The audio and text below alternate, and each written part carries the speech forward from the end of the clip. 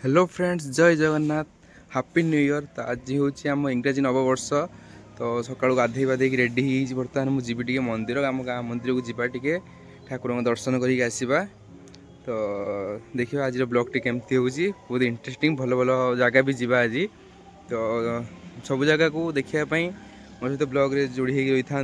Then मुझे पहुँच जाइए आम गाँ मंदिर। एटा हूँ बाबा समुद्रेश्वर माने महादेव मंदिर।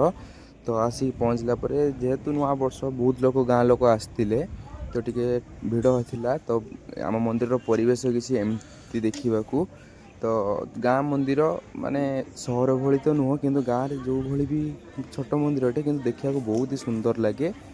देन से पूजा सरला आम आउ गोटे जगह जाऊँ माने जोटा कि आम घर ठू टे दूर हम तर 3-4 किलोमीटर डिस्टेंस। तो दीदी की नहीं बर्तमान चली।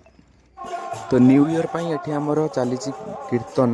तो यहाँ प्रति वर्ष नुआ वर्ष दिन हुए माने 4-5 दिन पूर्व आरंभ हुए नुआ वर्ष दिन ही शेष होता है। तो यहाँ गाँव में आम प्रति वर्ष हुए। देन मो माँ को लेकिन चलू आम धामरा माने बापा और दीदी आसुँच अलग गाड़ी में मु बर्तमान माँ को लेकिन जाऊँगी।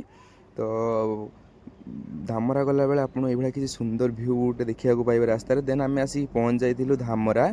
तो धामरा एंट्री कलापर यहाँ हूँ आम धामरा बस स्टाण मेन बस स्टाण जोड़ा। तो मंदिर पाखे पहुँच सारी सेपटे गाड़ी पार्किंग कर सारापर गोड़ धोईकी एठी आम आसिलु टिके भोग नापी। तो जेहेतु नुआ वर्ष थिला सत कथा एठी बहुत भिड़ थिला धामरा मंदिर बहुत आड़ू बहुत लोग आसते माने पार्किंग रे गाड़ी रखा भी जगह नहीं। तो आसिक देखला बेलू पहड़ भी पड़ जाता जेहेतु गोटे देटा हो। तो 2:20 हूँ पहड़ खोल। तो पहड़ खोलला जा दर्शन करिया। तो ता भीतर आम टिके धूप दीप सब जाली देलु। तो जाली सारा तो टाइम जेहेतु हो जाता तो पूजा सारिक आसला तो साइड गछ पछ माने मंदिर व्यू बहुत ही सुंदर लगुला। नुआ वर्ष लोक भी बहुत आसते बाहर। देन टी पलि आसलु समुद्र साइड बुलिया को।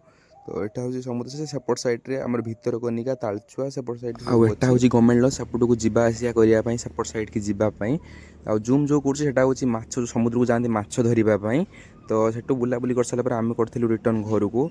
तो आशा करुँच वीडियो भल लगी वीडियो भल लगी लाइक कमेंट शेयर सब्सक्राइब करने को जमा भी भूलें। Love you all.